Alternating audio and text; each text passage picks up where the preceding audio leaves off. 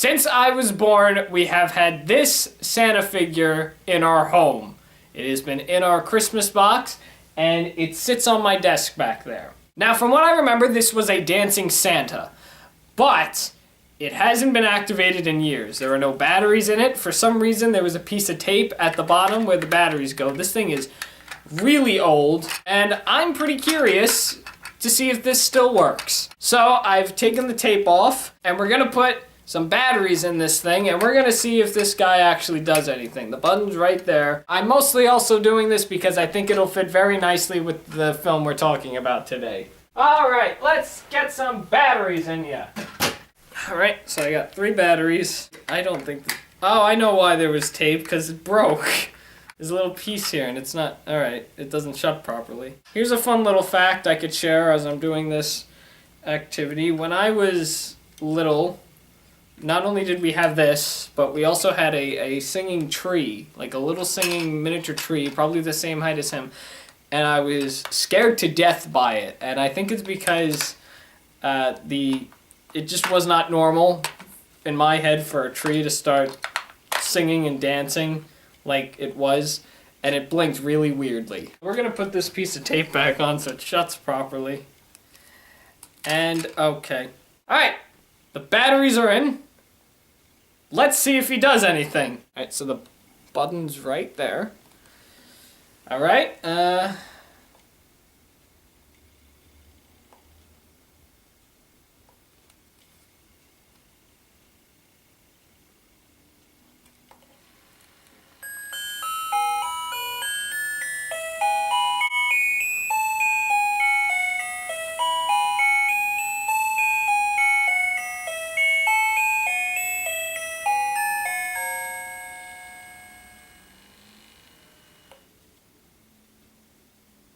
that's it?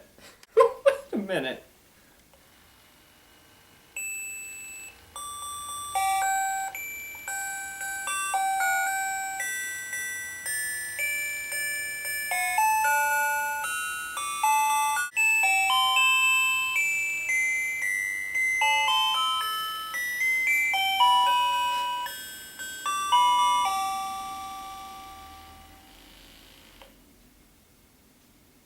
It doesn't sing or anything, like it doesn't make Santa noises, it just moves very slowly to Christmas tunes.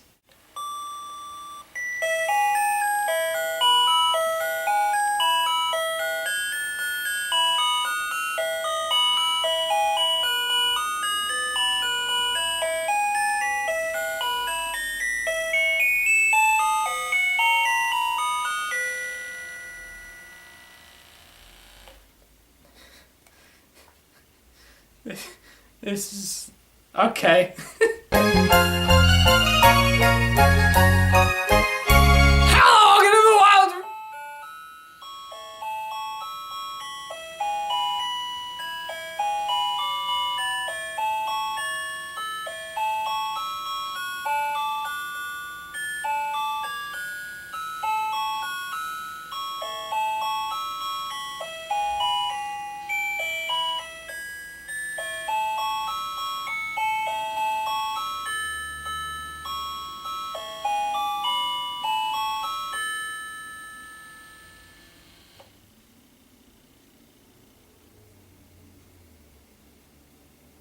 Okay. I didn't press the button that time.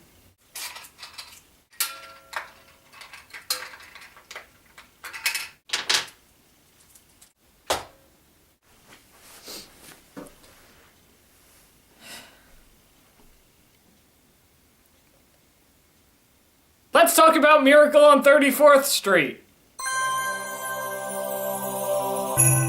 Released in 1947, this holiday classic focuses on a man who calls himself Kris Kringle, who catches the eye of many people as they find it very strange that he actually thinks he's Santa Claus. This starts to catch the attention of everyone when he's seen in the Macy's Thanksgiving Parade after he takes over from the man that was originally supposed to play Santa, but surprises everyone that he actually plays the role very well. He ends up getting the job as the Santa in the Macy's store department. The attitude towards Christmas and the kindness he gives to children starts to catch the eye of a lot of people, making him extremely well known at the Macy's department store, even to the point where everybody at Macy's is surprised how he's acting. Even more shockingly, he's actually being honest with everyone and taking the whole commercialism out of Christmas. By being very honest to the Macy's customers that the toys that their children want aren't in their department, but instead in other stores that he is telling them to go to. This way, he makes sure that everybody gets exactly what they want for Christmas. Over time, everybody's starting to find this a bit odd, seeing that this man is trying to convince a lot of people, including a woman named Doris Walker, that he is in fact Santa Claus. As he's put through multiple sanity tests, he surprisingly comes out to be totally normal, which confuses everybody to ask the question, why is he saying he's Santa when everybody clearly knows he's not Santa? The whole question and accusations of whether this man is Santa Claus or not, or even the idea if Santa Claus is real at all, ends up being brought into court to determine whether Kris Kringle is telling the truth and is shown to be the real Santa Claus, or if this guy's a complete Looney Tune and needs serious help. I'll be very honest, I was really surprised to see how well done this story was, that everything made sense about it. The expectations that I had for it were exactly right. This was the first time that I had actually sit down and saw Miracle on 34th Street. So although I've seen a few things relating to the movie, I never got a chance to actually watch it in full. And I'm very glad I did, because I can understand why people enjoy this film. The story's really nice. The guy that plays Kris Kringle is spot on with the whole role, and I really like how he's very different from every other Santa that we kind of see in these Christmas films today. This Santa was happy, he was kind, but he wasn't as goofy and jolly as many different Christmas films kind of depict him as. I mean, definitely compared to Tim Allen's Santa Claus and the Santa Clauses in Arthur Christmas, this one definitely stands out because he seems like a genuine normal person. The one thing that makes him stand out from everybody else is he has this massive role that he takes responsibility for and pride for doing, because he loves making children happy and loves spreading the feeling of the holiday season to everybody. So I think that's what makes this film stand out the most, just the way that this Santa Claus was portrayed. I also like how throughout the whole entire film he doesn't go by Santa. Although that is his name, he prefers to go more for Kris Kringle, which is an alternative name for Santa Claus. Of course, this film just wasn't about proving whether this guy is Santa Claus or not. There was also the subplot of the little girl named Susan, who was a very interesting character and definitely went through a huge change throughout the whole film. She started out to be this girl with no imagination. She was raised not to believe in fairy tales because, of course, they're not real. This is, of course, what her mom Doris said. She doesn't want her believing in fairy tales. There's no such thing as Prince Charming, and there's definitely no such thing as Santa. But with Kris Kringle coming into her life, she slowly starts to believe and imagine stuff and do things that children should be allowed to do. Play around and imagine and pretend things. So I like the whole dynamic that we see Susan and Kris go through. I really like the character dynamics with that. And the way that the character development went into her character, I really like that. Hey, so I'm jumping to this scene really quick because I'm editing this video right now, which is why I'm in different clothing. I shot this video earlier today and I'm putting it together. And I was kind of on a time limit when I was filming because I had to get to a class. So I only had about like an hour to film. And going through all the footage, I'm nearly done putting everything together, but I've looked through the footage to realize that I didn't talk about an important factor of the film, which is two important factors. One of them being the trial, the other one being the ending. So I think it's pretty important that I give you my opinion on both of those scenes and give you at least a video of me talking about it rather than just typing it in a text bubble like my brain was originally planning on doing. So I guess we'll first start with the trial scene. I really got invested with that scene. I liked the setup of it. I liked how Fred Gailey, who was kind of the love interest for Doris, you can tell in the beginning where those two characters were going.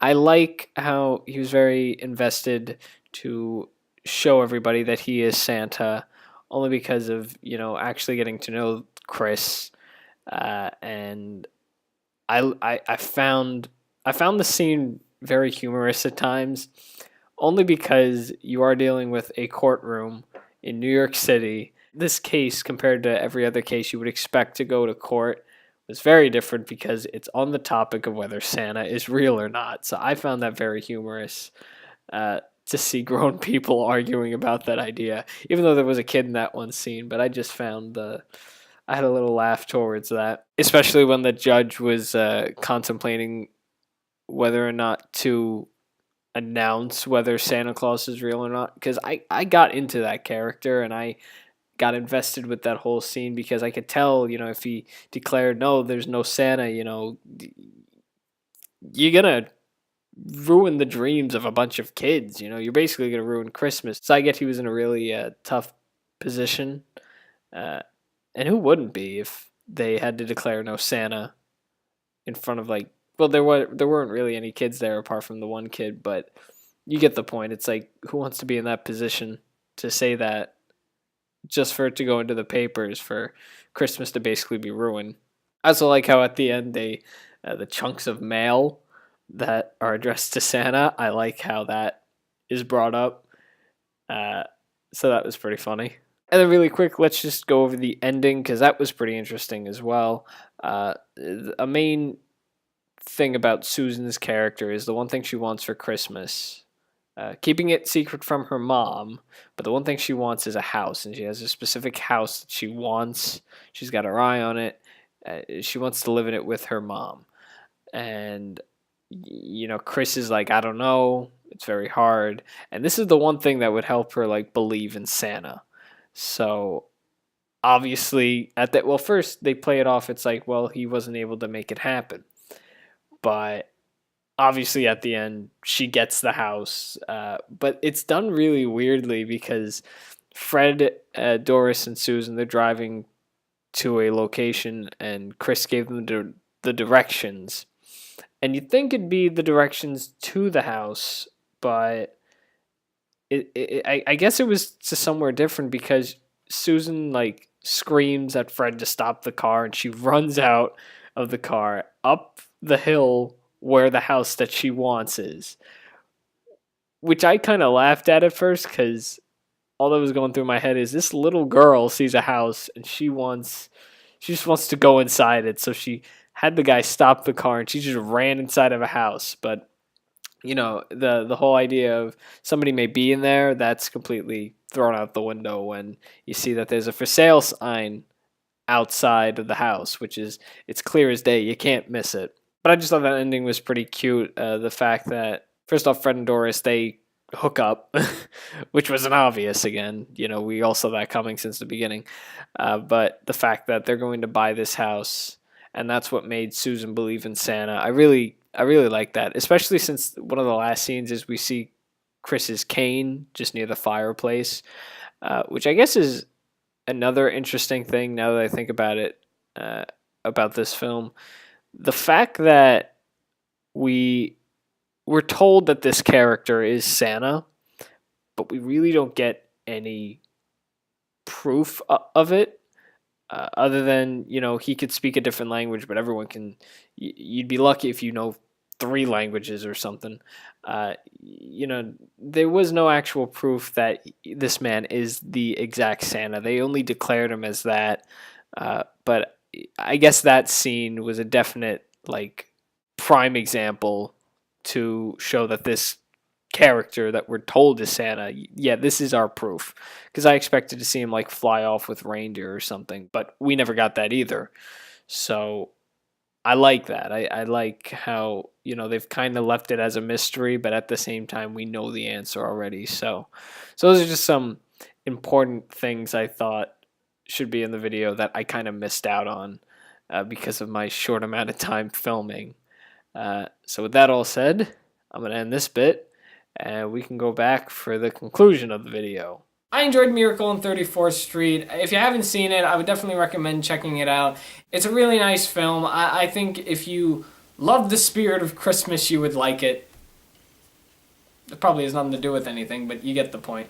Overall, I give it 2 thumbs up. Two posable thumbs up. With that all said, I'd now like to pass over the questions to all of you folks. Have you ever seen Miracle on 34th Street? Is this your film that you grew up with? Do you like the film? Do you not? What is your opinion on it? Do you agree or disagree with anything that I said in this video? Let me know all your thoughts in the comments below. That's it for day 18 of 25 wild Christmas review days. Join me tomorrow as we touch upon another film that ponders the idea of whether Santa Claus is real or not, just does it in a different form. Thanks for watching The Wild Review on The Wild Reviewer, and you just saw me review a thing. Oh, yeah. That's right. This was remade in 1994. Let's put it this way. I got 3 words for you. Kohl's isn't Macy's. Get it right! I think that's all I need to say about that. No!